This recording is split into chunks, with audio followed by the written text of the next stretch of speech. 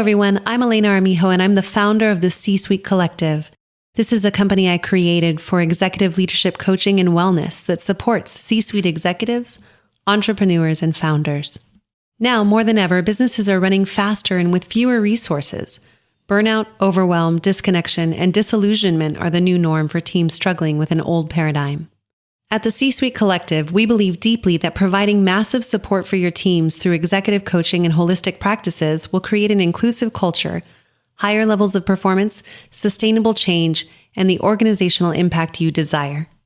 You can find us at the c-suitecollective.com.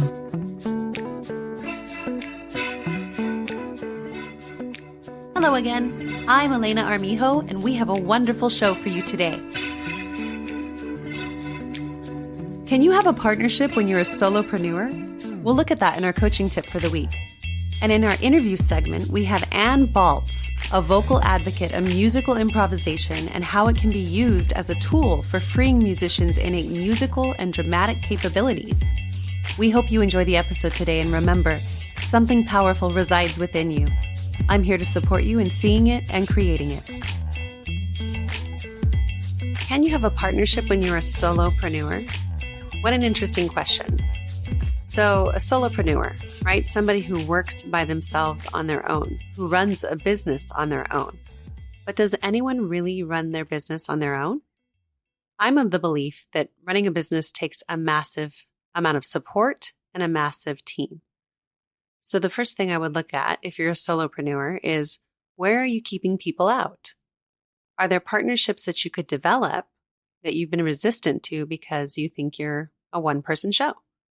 Is there support that you could allow in that would make your job easier?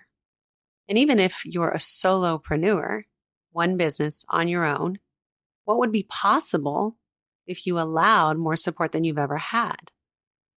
I think that most people who build incredible empires and leaders in the world have much more support than anybody could possibly imagine.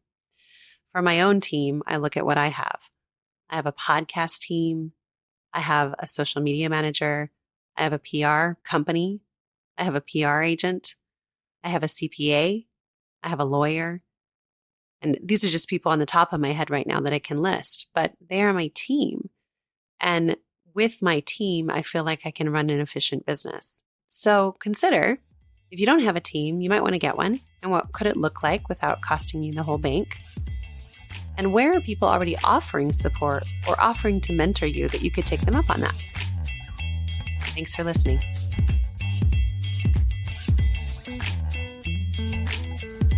Hi, everyone. Today, I have the distinct honor and privilege of being with the incomparable Ann Baltz. I love this woman so much. And I remember when I met you for the first time, it was at OperaWorks. I came and I did OperaWorks with Ann, which we'll talk about in a second whenever to tell you more about what that is.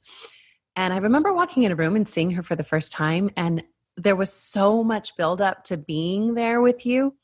And I remember that I just had this feeling come over me that was about just awe. That's all how I can describe it, because there was so much grace and courage and spirit.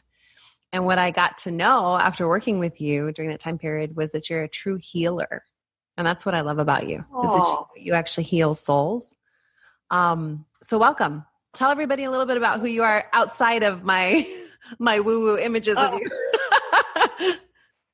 Very woo-woo, very California. Very California.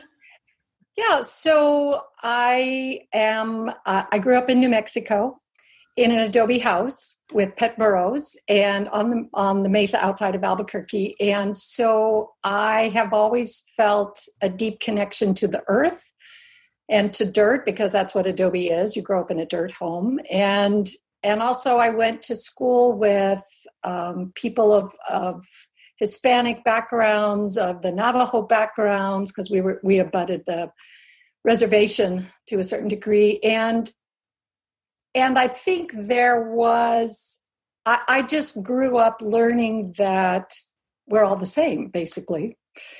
So fast forward. So I've been a musician my whole life, and starting at age 4, and played the piano. And even as a child, we created family movies in the desert. We got the kids from our neighborhoods to create these family movies with a 8mm camera.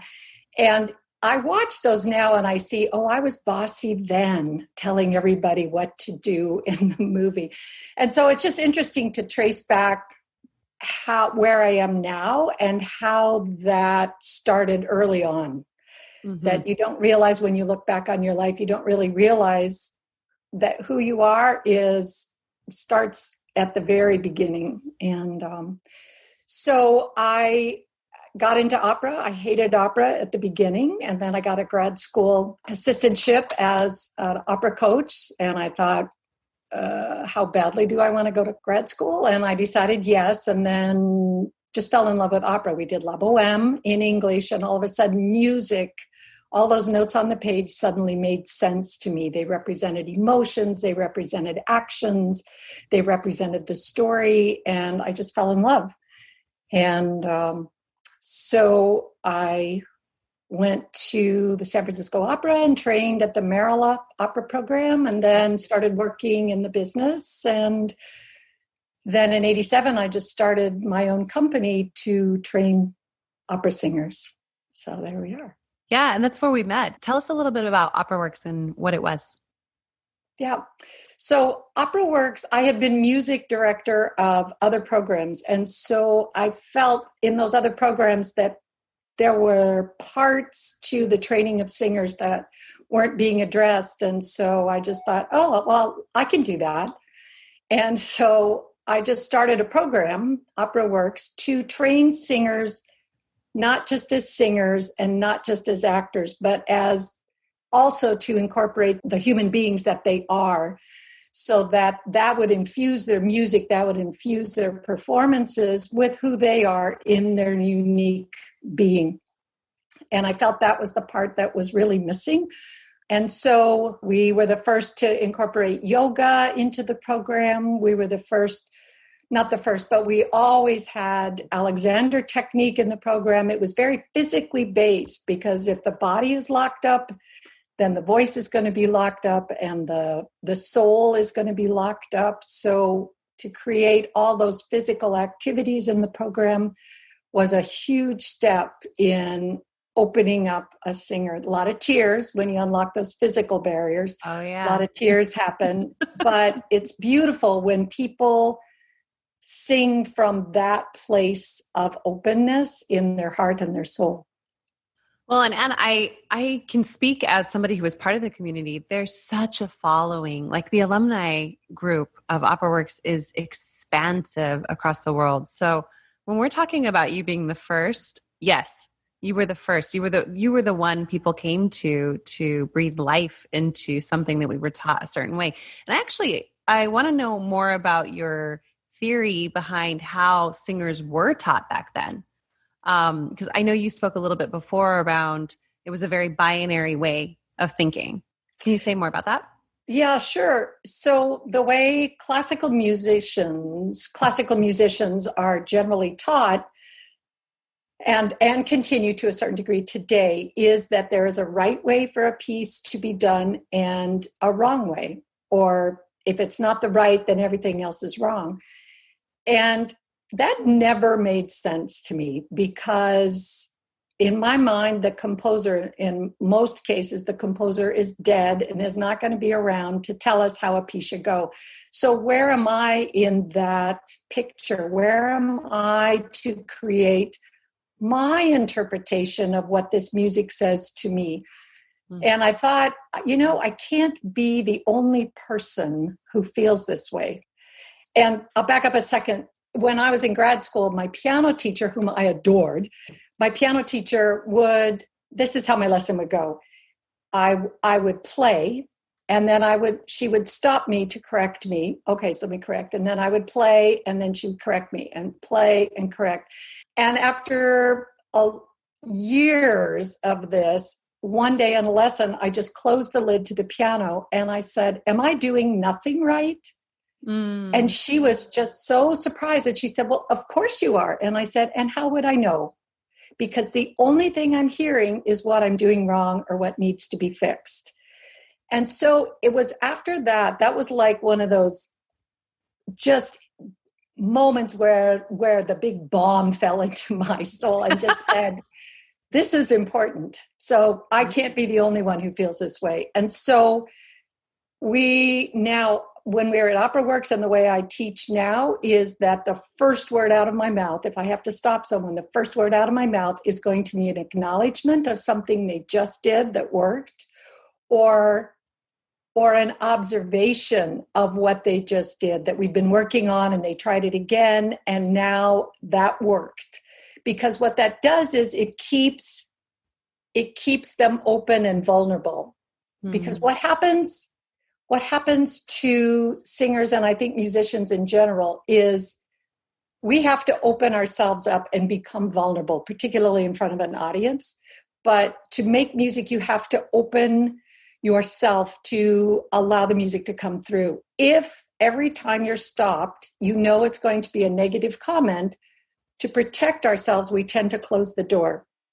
And then we open it to play or sing, and then we have to close it when the comment. Pretty soon, that's exhausting. So pretty soon, the door just stays closed.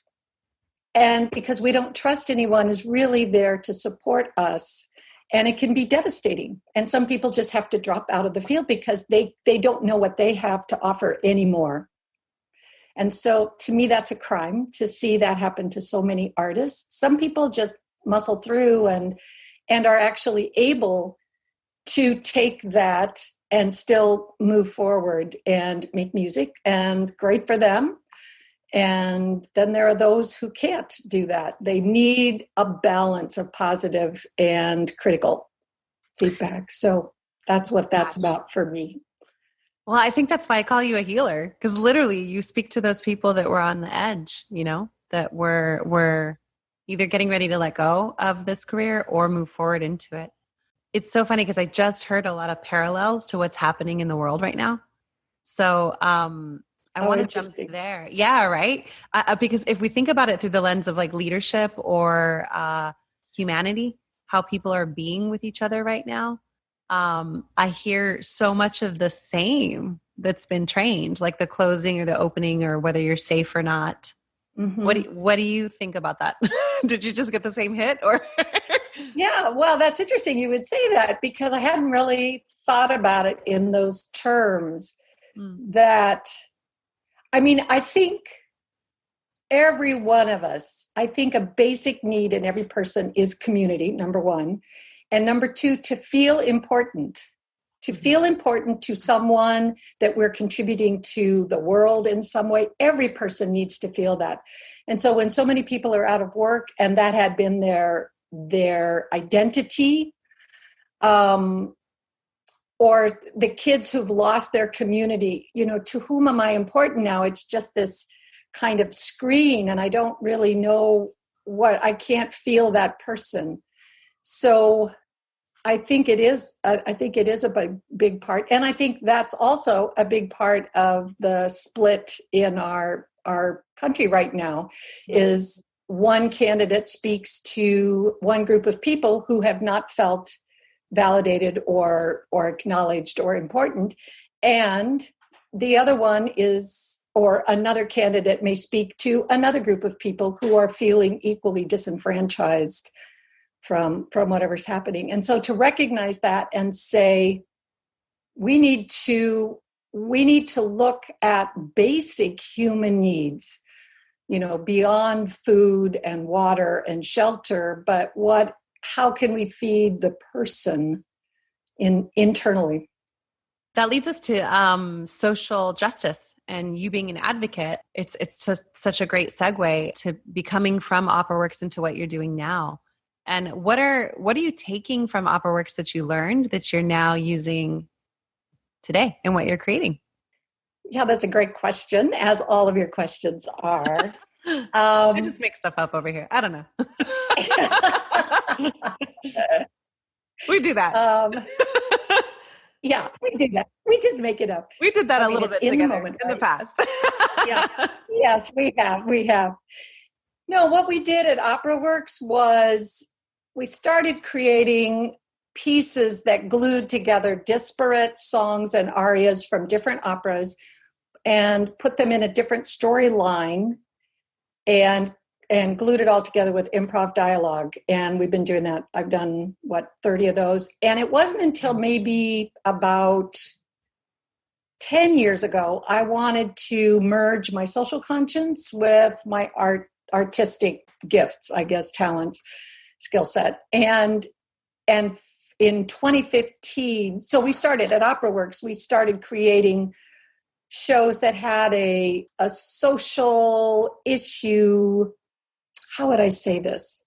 We started creating shows that brought awareness to a social issue, not to take a side, not to be dogmatic, because when people get dogmatic about an issue, it shuts off the people who just don't believe the way it's being presented. So it's all about just the awareness of an issue. So we did one on refugees when there were the Syrian refugee crisis.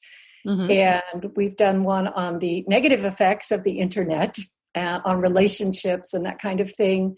And so in 2015, homelessness is a big issue for me. Homelessness and hunger in this country, the richest country in the world, and we have people without homes and we have people who are hungry. And so we've started creating, now as an independent artist, after I left Opera Works, I've started creating these pastiche operas and in universities, as I had done at Cal State Northridge when I was teaching there, because I feel like students, it's so easy on social media just to zip through the feed on Facebook or Instagram or any of those social media things and not really get what the issue is, not really understand. And so if I create a pastiche about homelessness and they have to research what it means to be this kind of a homeless person or what drove this person to go, now they have had to research, they have to play that person on character and on stage, and that their knowledge of that issue is more in fondo, we call it in Italian. It's just at the deepest level, because now they have lived in those shoes. I just did one on immigration at Bowling Green University, and those kids were amazing and really had to dig into who is asking for asylum. And two people had to play the immigration officers. So it's easy for people who believe that the immigration issue from a more progressive standpoint, it's easy to demonize in our minds the immigration officers. But to make an immigration officer in this show a sympathetic character as well was, I thought, important, so that the students could dig into these and dig into the issue and see it from both sides. Yeah. Well, and what I love about what you just said is that it actually brings it to relevant time right now. So not only are they experiencing it at the same time in their own body, soul, connection, mind, but it's spurring a conversation that is relevant all the time. Right. One of the students who had to play a lawyer in the immigration, where it was the interview room at the border is where it took place. And he was a lawyer to help people, but he was actually, in the story, he was actually not only the lawyer, but a human trafficker who was scoping out the vulnerable ones so that he could alert his partners when they moved through the border. And in the talkback afterwards, somebody asked about what the kids had learned in this process. He said, I had no idea there was human trafficking. And he was in college. And I thought, well, now you do. In a big way. Yes. So I thought, it's like, wow. So, but I thought, and I created these at the university level because not only are they learning to look at the words of songs that they may have sung 100 times in lessons and performances, now they're having to look at these words in a completely different context that is relevant to their lives right now. They have to do the research. They have to play these characters. So it's a different form of education that is multidimensional in my mind. It's multidimensional. It's not learn this song and then we'll perform it. And do it the right way. And do it the right way. No, put your hand here now. Exactly. And move slightly this way. Yeah, right. Oh my gosh. You're such a powerhouse. This is all incredible. And we will make sure that all the information to see all of this, connect with you is online. I am very curious though, how did you get all this courage to be this powerhouse, to go out and create and say these things? What advice do you have for people? And how did you get this? That's an interesting question. I grew up in a very conservative household that was based on right and wrong. And I think it's just, as I said, making those home movies, I realized I'm bossy and I rebelled. And I rebelled and just thought, if it doesn't make sense, then it's hard for me to do it. You know what I mean? So I was also on a 13-month tour Up With People. I toured with them for 13 months. And I remember sitting in the bus driving through Montana or someplace and watching the countryside go by. And I thought, now I can live my life for my parents. Or if they live to be 80, then I have taken my entire life and I've lived it on their terms. And I'm not willing to do that.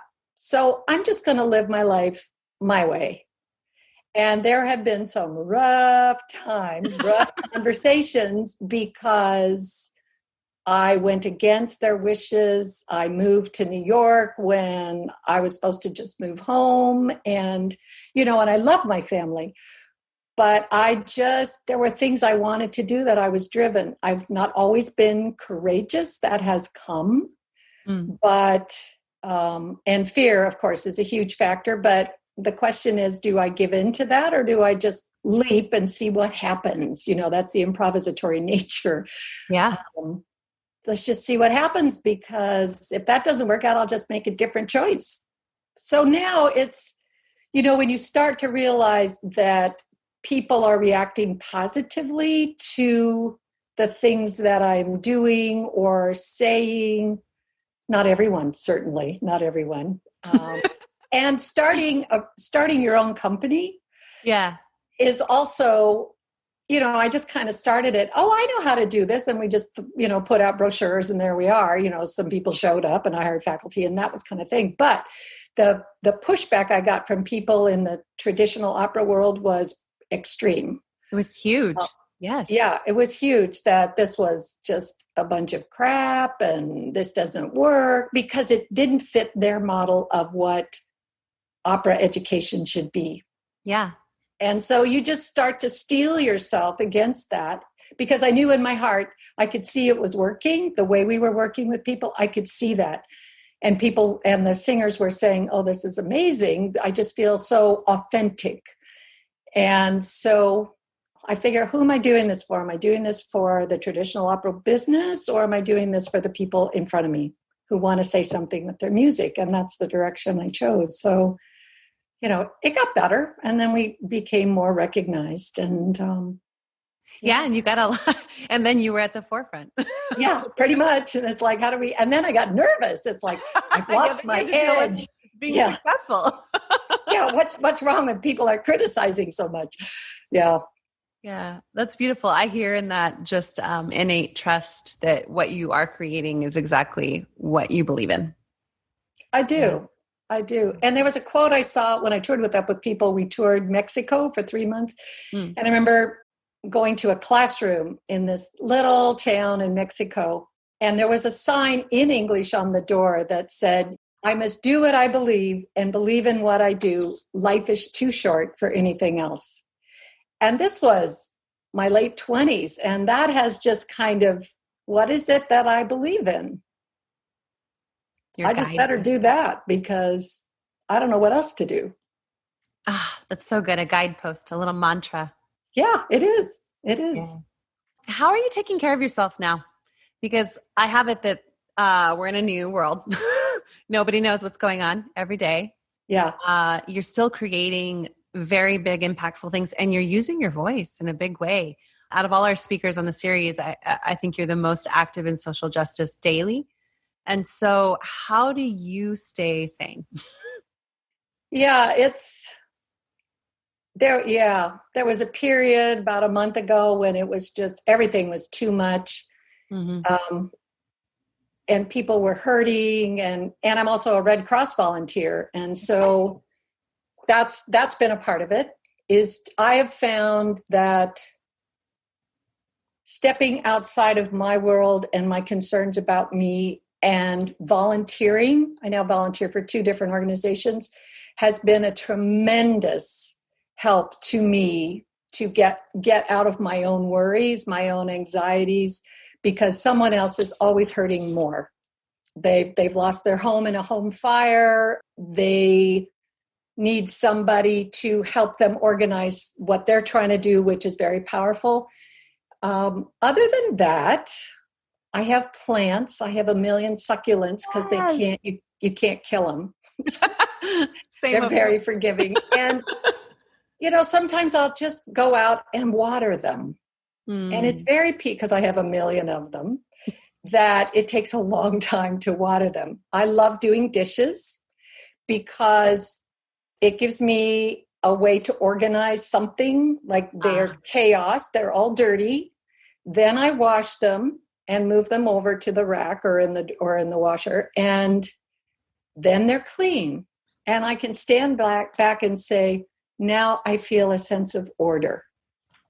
I love that. It's such a coaching invitation or trick, if we want to say tip too, is like, what is the one thing you can actually move forward or control if you need to control something? Yeah. And for me, that's dishes or cleaning. Straightening up, folding the blanket on the couch or whatever. Yeah. Straightening the magazines, taking the paper, putting it by the front door after I actually read a paper, putting it by the front door to recycle. It's just finding those ways to create order, because I know that my brain, I hear one thing and my brain does this with all the ideas that shoot off of that. And so I need a lot of quiet around me. If my office is a mess, if there's too much noise, I just get overstimulated, is the technical term. To get overstimulated. And it's like, I'm overstimulated. Yoga. I also do yoga. Gosh, we are similar. We are like peas in a pod, you and I. All of this is like, yep, me too. Ditto. Well, and what I love about it is this about yourself, and there's no judgment around it. You've removed the judgment of whatever it could be to just say like, hey, this is what I need to recalibrate.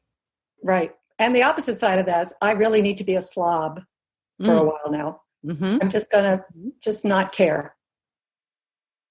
And so I tend to go high that way, like super fast. And then I'm going to be a slob. And it just regenerates me to be a slob.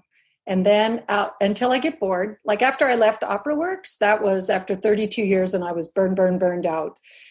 And I took a 2-week train trip. I got a little sleeper car and I just got on the train and just watched the country go by, no agenda. I just thought I just need to be alone. And I have a loving husband who allows me to do that. Support. And so traveling train trips are extremely restorative to me. Amtrak. Mm-hmm. That little cabin, you shut the door and it's just you and nature. I love it. What do you want to disrupt in the world with what you're creating?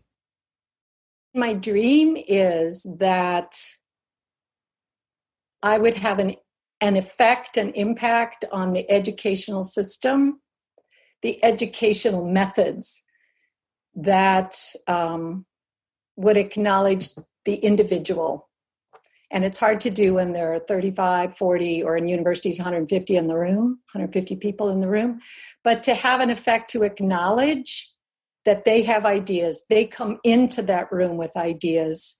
And it's not just simply a didactic way of teaching. Let me give you the information, you go home and practice or memorize it and come back and take the test. That is just shutting off, I would say 75 in my mind, it's 75% of what each person can bring to the table. Whereas the Socratic method is asking questions and getting them to think critically and getting them to actually think and giving them voice. an opportunity or permission to use their voice. So that would be one thing.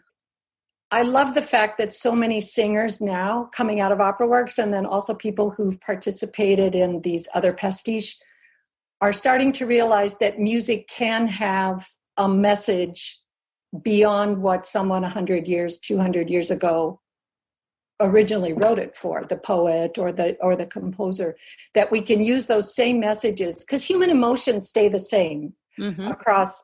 We are humans, we have the same emotions. So it doesn't matter if it was written in 1400 or it was written yesterday. Those emotions that are being expressed artistically are the constant. So if we can take a piece and put it in a more contemporary setting, then that is a creative act and not merely a recreative act for singers or musicians. Take a piece of music, there are black dots on the page, the notes, we recreate those correctly, and then we're judged either that was successful or not. But to create is what I feel like I am doing, and encouraging singers to create these new characters in these pastiche that didn't exist before. They can't go to YouTube and look them up. They can't just research. They have to fill in the blanks. Here's the outline of what your character is doing in this piece at this moment, in this dialogue with this person.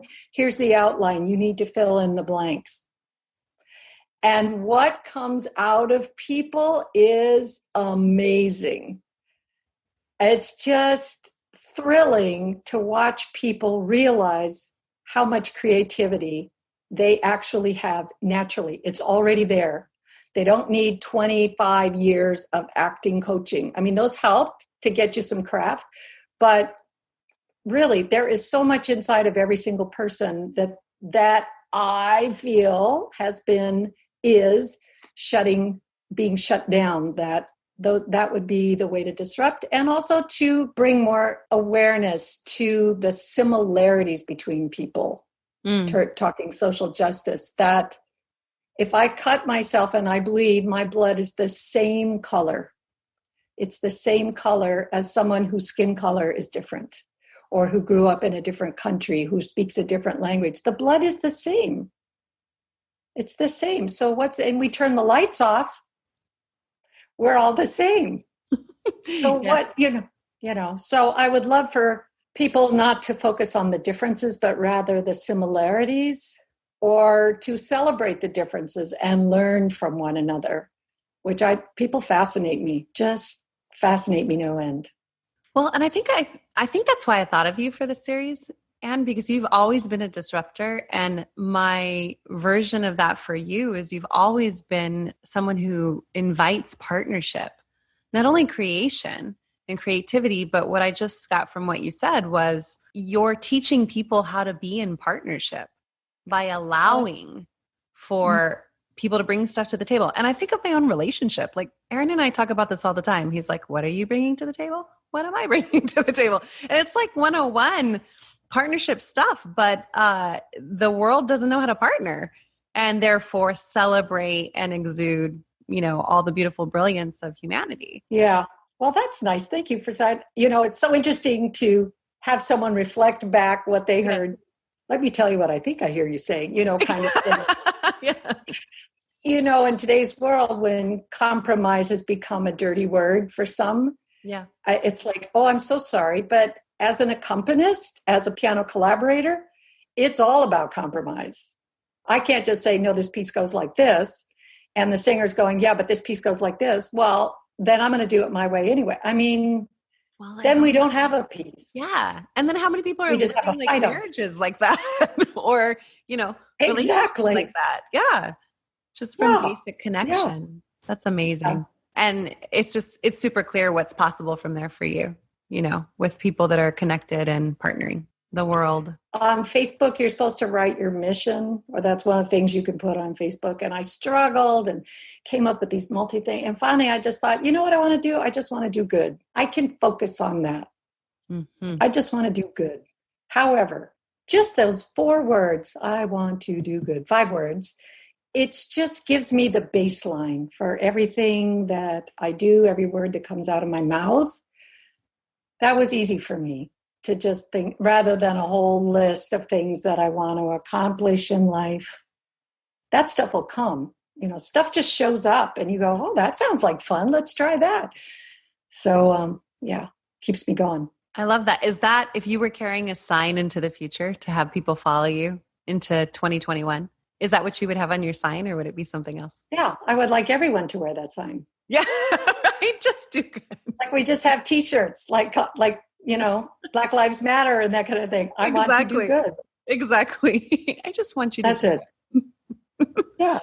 Oh man. I mean, isn't that what we go to church for? To learn? Isn't that what religion? Whatever religion. Yeah. Well, and that's a great question. I mean, for me, it's always a spiritual question. Like, what's next for the universe, and what is the universe inspiring in people? And I hear that is what has been inspired in you, is just do good. Mm-hmm. Show up and try. Yeah. That was something I think I got from you. It was such a sense of freedom in OperaWorks to show up and just have you say, like, just try something. Maybe it works, maybe it doesn't. Exactly. It also starts to eat away at the wrong as being bad. Sometimes wrong leads us to a greater yes, It's as the supervisor at our last evacuation point that we worked last time, we were trying to figure out how to do something, and she says, we're just taking the scenic route to yes. And I thought, that is great. We're taking the scenic route to yes, and Yeah. Just trying to figure it out, and you eventually get there, but it wasn't a straight line. So. It never is. Oh. Well, Ann, thank you so much. Thanks for all you're doing. Thanks for your volunteer service. Thanks for being in the heart of the fires right now. Thanks for being on the front lines of social justice. Thank you for your creative heart and brain and soul. And thank you for being here.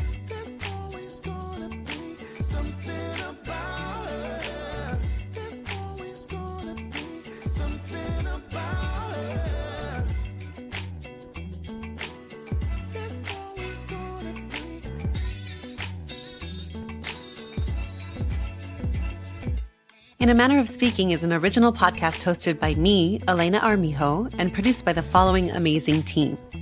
Sam DeSanto in creative direction, Meg McCarley, brand designer and social media, Rye Taylor, podcast design strategist and producer, Rajan No, business writer, John Beethan, president Imagine Podcasting, and music by J. Aaron Boykin. Thank you so much for joining us. If this conversation sparked something for you, let it move through your week. Take it with you, take on one small action to move the ball forward. And if you want to join our community of leaders who are daring to lead with courage and heart, you can find that at www.elenaarmijo.com or www.thec-suitecollective.com. I reserve a small number of complimentary 20-minute sessions for leaders who want clarity on what they need and insight into what is getting in the way. The practical next steps that create real movement and results in your leadership journey. So you can schedule a call through the link below. It's in the description. Like, subscribe. Thank you for listening, for showing up, and for doing the work of being human together.